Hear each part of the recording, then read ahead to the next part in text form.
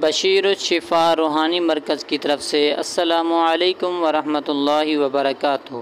معزز ناظرین کرام، اگر آپ کے پاس رشتے آتے نہ ہوں یا آتے ہوں لیکن بات نہ بنتی ہو، یا کسی بھی وجہ سے رشتے کے اندر تاخیر ہو، رشتہ لیٹ سے لیٹ ہوتا جا رہا ہو، تو آپ اس معاملے کو حل کرنے کے لیے یہ ایک وظیفہ صرف 7 دن کر لیں۔ انشاءاللہ تبارک و تعالی آپ کے رشتے کی تمام پریشانیاں ختم ہو جائیں گی اور اچھے اور مناسب جوڑ کے رشتے آنا شروع ہو جائیں گے۔ لیکن وظیفہ بتانے سے پہلے تمام نئے آنے والے لوگوں سے گزارش ہے، اگر ہمارا چینل بشیر الشفا روحانی مرکز سبسکرائب نہیں کیا تو برائے مہربانی سبسکرائب کر لیں اور بیل آئیکن کو ضرور دبائیں تاکہ ہماری آنے والی ہر ویڈیو آپ تک سب سے پہلے پہنچے۔